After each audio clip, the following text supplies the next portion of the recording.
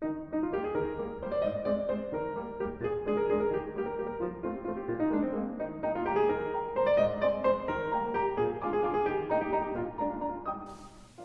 to a little taste of this year's festival. With the county town of Hertford at the heart of the festival, we have been bringing some of the world's most renowned musicians to this beautiful and historically rich county since its beginnings in 2016.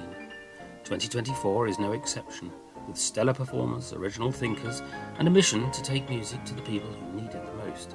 We hope there will truly be something for everyone in this year's festival. We'll be exploring how a sense of dialogue underpins so much in the creation of music, whether in cooperation or in adversity, encountering the meeting of minds and spirit of harmony with acclaimed piano duo Charles Owen and Katia Pekasheva, neuroscientist Iain McGilchrist, Poppy Beddoe and Timothy End, violinist Litsa Tunnah makes a welcome return to the festival, art historian Barry Dodge explores the dividing points in 20th century art, and composer David Matthews tells us about his love for the tango, followed by the real thing from a real live tango ensemble. As the saying goes, it takes two to tango. So what is it that is so captivating about watching two accomplished musicians who seem to become as one when they perform?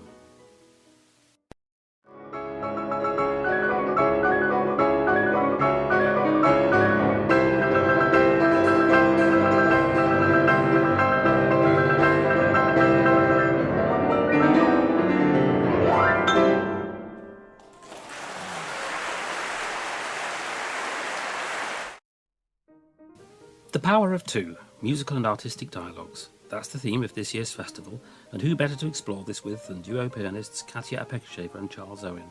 They perform on two pianos, sometimes in fierce musical swordplay, and sometimes with uncanny unity, and they've been performing around the world, stunning audiences with their artistry and virtuosity.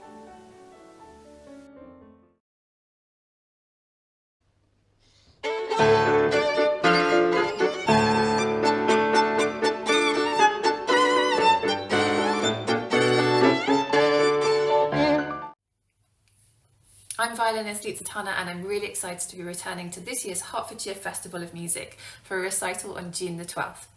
I'm going to be performing the beautiful Beethoven Spring Sonata alongside some of my favourite works, one being the Lark Ascending and another new sonata by festival director James Francis Brown.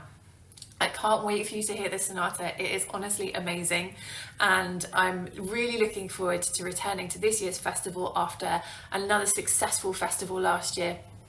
Last year I gave the world premiere of another violin sonata by another composer who is actually this year's featured composer, Tom Randle, and I can't wait to see and hear what he's going to bring to this year's festival. And I also gave a pre-concert talk last year on synesthesia. And I think it was one of the things that really showcased how unique and exciting and varied this festival is in its approach to connecting audiences, performers, artists and composers.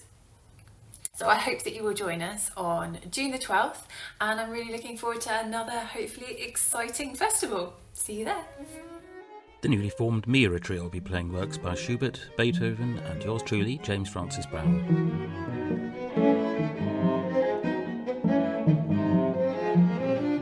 Our featured living composer, Tom Randle, manages to be a busy opera star and a composer in demand.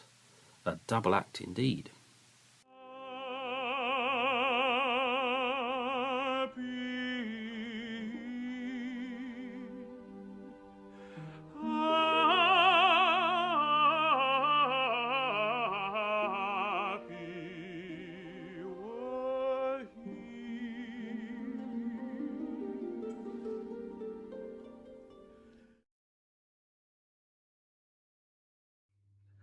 Hello, my name is Tom Randle, and I am very honored to have been asked by Festival Director James Francis Brown to be this summer's featured living composer in residence for the Hertfordshire Festival of Music.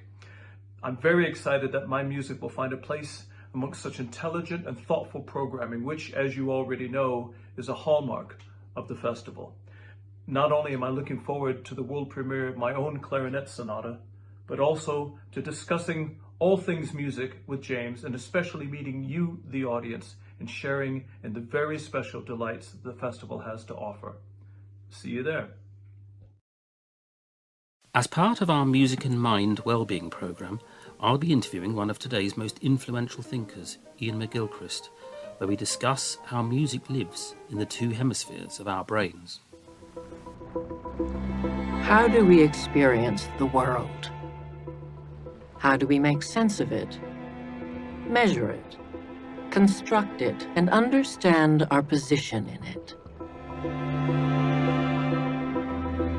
A controversial scientist, Iain McGilchrist, has developed a radical theory about how our brain interprets the world.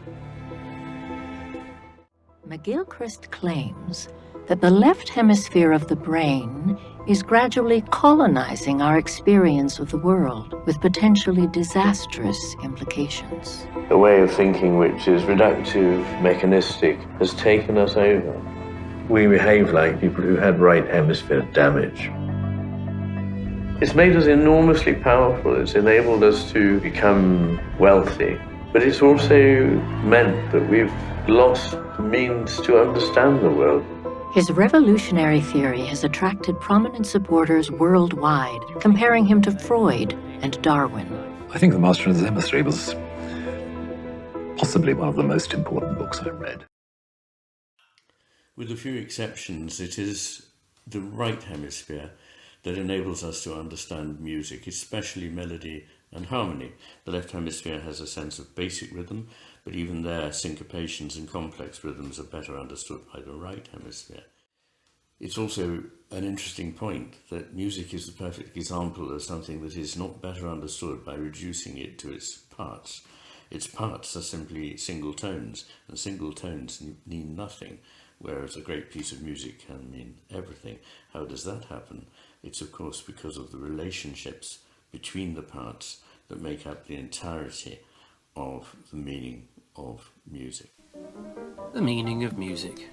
How beautifully put. That's what we hope you will discover at the 2024 Hertfordshire Festival of Music, and we look forward to seeing you there.